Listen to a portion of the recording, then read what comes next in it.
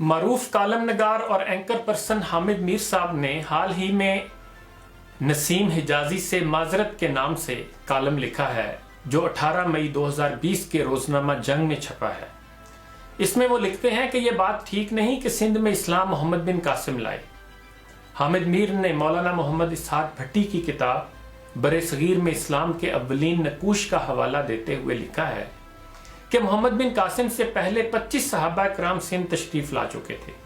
ان میں سے 12 سیدنا عمر فاروق کے دور میں، 5 سیدنا عثمان کے دور میں، 3 سیدنا علی کے دور میں اور 4 بعد کے دور میں۔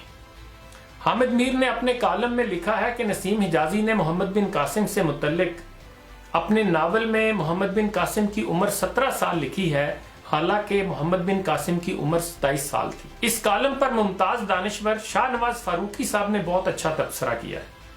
وہ لکھتے ہیں کہ بلا شبہ تاریخی ریکارڈ کو درست رکھنا بہت ضروری ہے، مگر تاریخ میں تاریخی حقائق سے بھی زیادہ اہم تاریخی حقائق کی تعبیر ہے، اس لیے کہ تاریخی حقائق کی تعبیر سے تاریخ بدل کر رہ جاتی ہے۔ حامد میر کی یہ بات درست ہے کہ محمد بن قاسم سے بہت پہلے اسلام صحابہ کرام کے ذریعے سندھ پہنچ چکا تھا، مگر حامد میر صاحب نے اس معاملے کے اہم ترین پہلو پر توجہ نہیں دی: اسلام کے سندھ میں آنے اور سندھ میں اسلام کے مقتدر ہونے میں زمین آسمان کا فرق ہے۔ اسلام سندھ میں بلا شبہ صحابہ کے ذریعے آیا، مگر ان کے عہد میں اسلام سندھ میں اقتدار اعلیٰ کا حامل نہ ہو سکا۔ البتہ محمد بن قاسم کی آمد کے بعد اسلام سندھ میں سیاسی اقتدار اعلیٰ کا حامل بن کر ابھرا۔ اس کے نتیجے میں سندھ کے لوگوں کی عظیم اکثریت نے اسلام قبول کیا۔ اس سے پہلے 50-100 لوگ انفرادی حیثیت میں مسلمان ہوئے ہوں تو ہوئے ہوں، لیکن وسیع پیمانے پر اہل سندھ کے مشرف با اسلام ہونے کا آغاز محمد بن قاسم کی فتح کے ساتھ ہوا۔ اس اعتبار سے دیکھا جائے تو نسیم حجازی کی یہ بات درست ہے کہ اسلام سندھ میں محمد بن قاسم کے ذریعے پھیلا۔ تاریخ کا مطالعہ بتاتا ہے کہ عوام کے لیے حکمران اور ان کا سیاسی اقتدار بہت اہم ہوتا ہے۔ کہا جاتا ہے کہ عوام اپنے حکمرانوں کے مذہب پر ہوتے ہیں۔ اردو کی کہاوت ہے، ہاتھی کے پاؤں میں سب کا پاؤں، یعنی عام انسان طاقت پر لوگوں کے راستے پر چلنا پسند کرتے ہیں۔ یہ بات رسول اکرم صلی اللہ علیہ وآلہ وسلم کے عہد مبارک تک کے بارے میں درست ہے۔ رسول اکرم صلی اللہ علیہ وآلہ وسلم پر ایمان لانے والوں کی کئی اقسام ہیں۔ کچھ لوگ ایسے تھے جو رسول اکرم صلی اللہ علیہ وآلہ وسلم سے براہ راست متعلق تھے، چنانچہ جیسے ہی رسول اکرم صلی اللہ علیہ وآلہ وسلم نے اعلان کیا کہ وہ نبی ہیں، یہ لوگ آپ پر ایمان لے آئے۔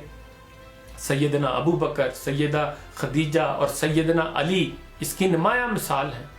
کچھ لوگ جو رسول اکرم صلی اللہ علیہ وآلہ وسلم سے براہ راست متعلق نہیں تھے، وہ قرآن کی وجہ سے ایمان لائے۔ سیدنا عمر اس کی سب سے بڑی مثال ہے۔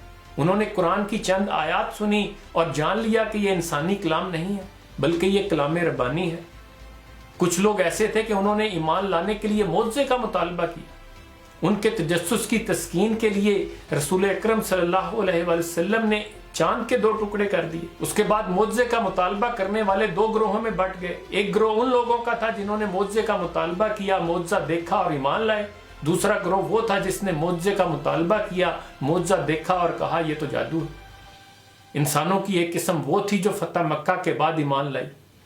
رسول اکرم صلی اللہ علیہ وسلم 13 سال تک مکے میں لوگوں کو مشرف با اسلام کرنے کے لیے سخت محنت کرتے رہے، مگر 13 برسوں میں چند سو لوگ مسلمان ہوئے۔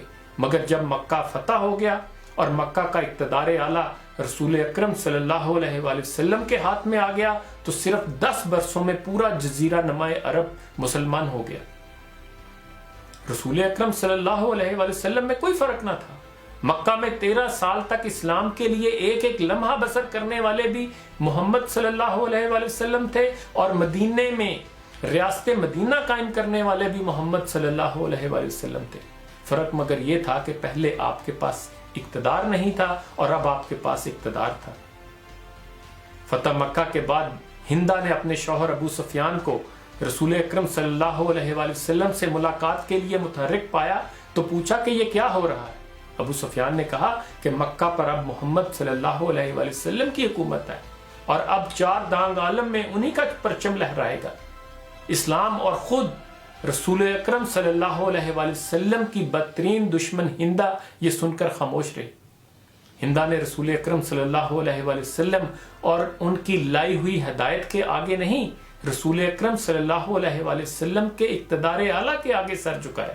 یہ ایک بہت معروف بات ہے کہ برِ صغیر میں اسلام صوفیہ اور علماء نے پھیلایا۔ یہ بات 100% درست ہے، مگر حقیقت کا ایک پہلو یہ ہے کہ اگر برِ صغیر میں مسلمانوں کے پاس سیاسی اقتدار اعلیٰ نہ ہوتا تو ہندو کبھی صوفیہ اور علماء کو اسلام پھیلانے نہ دیتے۔ اس کی سب سے بڑی مثال ڈاکٹر ذاکر نائک ہے۔ وہ ہندوستان میں علمی تقریروں اور کھلے بین المذاہب مکالموں کے ذریعے لوگوں کو مشرف با اسلام کر رہے تھے۔ ان کا طریقہ کار سراسر عالمانہ تھا، اس میں کسی دباؤ، سازش یا لالچ کو کوئی دخل نہ تھا، مگر ہندو زیادہ دیر تک ڈاکٹر ذاکر نائک کو برداشت نہ کر سکے اور انہوں نے ان پر جھوٹے الزامات لگا کر انہیں ملک چھوڑنے پر مجبور کر دیا۔ اس کی وجہ یہ ہے کہ ڈاکٹر ذاکر نائک کی کوئی سیاسی طاقت ہی نہیں تھی۔ عوام کس طرح حکمرانوں کے ساتھ بدلتے ہیں، اس کی ایک اچھی مثال خود پاکستان کی تاریخ۔ قائد اعظم محمد علی جناح فرقہ واریت اور لسانیت سے بلند تھے، چنانچہ ان کے زیر اثر عوام بھی فرقہ وارانہ اور لسانی تعصبات سے بلند ہو گئے۔ قائد اعظم کی شخصیت اتحاد کا مظہر تھی، چنانچہ ان کی قیادت میں برِ صغیر کے مسلمانوں کی بھیڑ ایک قوم بن کر کھڑی ہو گئی۔ جنرل ایوب سیکولر تھے اور ان کے زمانے میں ہر طرف سیکولرزم کا غلغلہ تھا۔ بھٹو صاحب سوشلسٹ اور ترقی پسند تھے، چنانچہ ان کے عہد میں نام نہاد ترقی پسندی خوب چمکی۔ جنرل ضیاء اسلام پسند تھے، چنانچہ انہوں نے 10 سال میں عوام کی بڑی تعداد کو اسلام پسند بنا دیا۔ پاکستان کے سیکولر، لبرل اور سوشلسٹ جنرل ضیاء کو گالیاں دیتے ہیں کہ انہوں نے اچھی خاصی ترقی پسند قوم کو رجت پسند بنا دیا۔